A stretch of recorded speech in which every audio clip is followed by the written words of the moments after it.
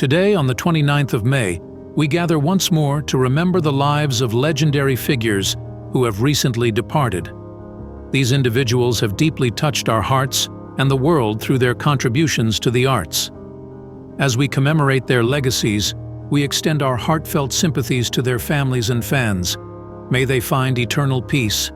If their stories have resonated with you, or if you are moved by the remarkable lives they lived, we kindly request you to honor their memory by liking this video. Thank you for being a valued part of our community. Wesley "Curly" Clark was a renowned American blues musician, famously dubbed the Godfather of Austin blues for his pivotal role in shaping the blues scene in Austin, Texas, since the late 1960s. Born and raised in Austin, Clark began his musical journey singing gospel in his church choir. At age 14, he picked up the guitar and later expanded his repertoire to include blues and jazz on the bass guitar. By the early 1960s, Clark had caught the attention of prominent Texas blues musicians such as Big Joe Turner, Albert Collins, and Little Johnny Taylor.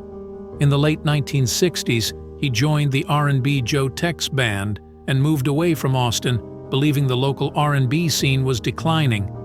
However, during a tour stop in Austin, Clark played bass with young local musicians Jimmy Vaughn and Paul Ray at an East Austin club, which revitalized his interest in the city's music scene. Clark left the Joe Tex Band 2 weeks later and returned to Austin, where he became a mentor and foundational figure in the burgeoning blues and rock scene of the 1970s.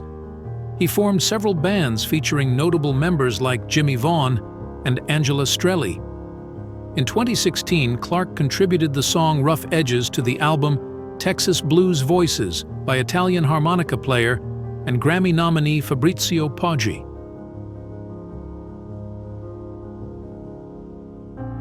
Tanya Sumner, also known as Tanya Spencer during her illustrious television reporting career and later serving as a dedicated councilwoman for District 3 in Whitestown, passed away at the age of 53.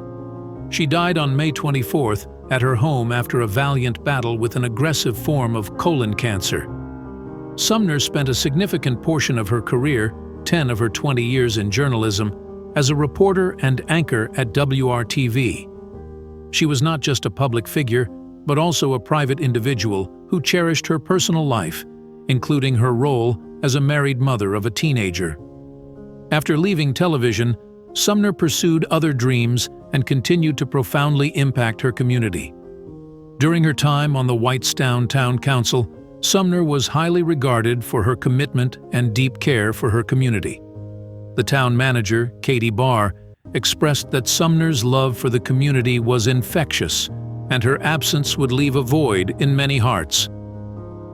Sumner faced her illness with courage and used her experience to advocate for health awareness, stressing the importance of early screening for colon cancer. In her final days, she reminded friends and followers about the value of time and good health, which she regarded as the only true commodities that matter. Tanya Sumner's legacy will be remembered for her professional achievements, her courage in the face of adversity, and her unwavering dedication to her community. Bill Walton, a true NBA legend, died this Monday the 27th. Two-time league champion with the Portland Trail Blazers and Boston Celtics, MVP and member of the Hall of Fame, the 71-year-old former athlete had been fighting cancer for some time. In announcing his death, NBA Commissioner Adam Silver paid tribute to the former athlete. Bill Walton was truly one of a kind. As a Hall of Famer, he redefined the center position. His unique, versatile skills made him a dominant force in the UCLA and led him to a regular season and NBA Finals MVP, 2 NBA titles, and a spot on the league's 50 and 75 special teams, he said. Also praising Walton's career as a commentator, he lamented, "One of the most dominant centers of his time, Walton arrived in the NBA after shining in college basketball and was instrumental in the Blazers' conquest in 1977 when he led the league in rebounds and blocks. In the finals, he was named MVP. In 1978, he continued at a high level and was chosen as the most valuable player. For everything he did for the franchise, number 32 was retired years later. Bill Walton is also the father of Luke Walton, who played 10 years in the NBA and was two-time champion for the Los Angeles Lakers. After retirement, Luke began working as a coach. He is currently an assistant for the Cleveland Cavaliers. Really regrettable. He was much loved and will never be forgotten. Paul Howd was a prominent Canadian actor and radio-television presenter. His radio career began in 1975 with CKAC 730 AM, followed by stints at CKMF-FM and CFGL-FM. In 2007, he became the host of CHFM 98.5. On January 9, 2019, Cogeco announced that Howd would leave his show at the end of the season. From 2022 to 2023, he hosted a show on CKLX-FM. Howd's television career included presenting various programs on TQS, TVA, and Télé-Québec.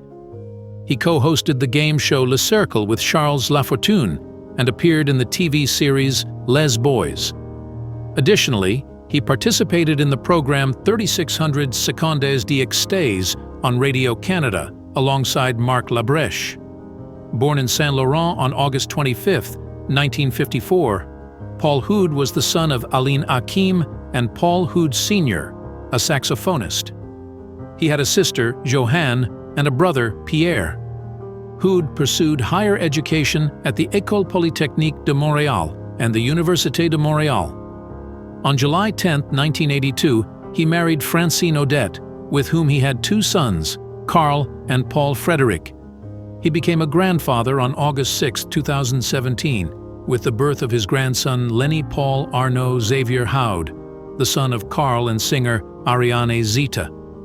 Hugo Muti, the lead singer of the punk band the Sainte Catharines, is Lenny's godfather. Linda Pat Rolfe, born on July 27, 1946, in Waverly, Tennessee, was a pioneering music executive who became one of the first women to lead a major music publishing company. Throughout her over four-decade career, she held influential positions at Hill and Range, Chappell, and the American Society of Composers, Authors, and Publishers, ASCAP, significantly shaping the music publishing landscape. She passed away from cancer at the age of 77. Her professional journey began in 1966 at Hill and Range, where she quickly made her mark working with notable figures such as Lamar Fike from Elvis Presley's entourage. She contributed to hits by Johnny Cash and Marty Robbins, among others.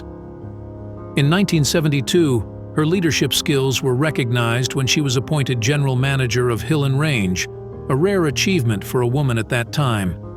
Her career continued to flourish following the company's acquisition by Chappell Music in 1975, where she worked until Warner Brothers Music's acquisition in 1987. At ASCAP, she was instrumental in recruiting and nurturing the talents of prominent artists such as Dierks Bentley and Brad Paisley. She retired in 2010, but remained active in the music community, co-founding Source, a nonprofit supporting women in Nashville's music industry. Her commitment to fostering diversity and inclusion is part of her enduring legacy. Her contributions to the industry were recognized with her induction into the Source Hall of Fame in 2012. She was also involved with several prestigious music organizations, including the Nashville Songwriters Association International and the Copyright Society of the South. Survived by her husband Mac, stepchildren, grandchildren, and siblings, her legacy extends beyond her immediate family to the many lives she touched in the music community. Gustavo Mulam, born on May 28, 1952 in Salvador, Brazil, was a revered guitarist renowned for his work with the iconic Brazilian rock band Camisa de Venus, and for being the last guitarist to collaborate with the legendary Raul Seixas. Over his illustrious career, he contributed to 4 studio albums with Camisa de Venus and played a pivotal role in the creation and performance of The Devil's Cauldron, the acclaimed album and tour with Raul Seixas. He passed away on May 28, 2024, at the age of 72, after battling lung cancer. Throughout his life, He was not only a central figure in the Brazilian rock scene, but also a devoted family man, survived by his wife and 3 children, Luis, Eva, and Tito Mullum. His death marks a significant loss to the music community in Bahia, where he had a profound impact on rock music, both as a performer and a mentor to emerging artists. His artistic legacy includes his deep commitment to rock music, evidenced by his lasting influence on the genre in Brazil and his role in shaping the sound of one of its most important bands during the 1980s.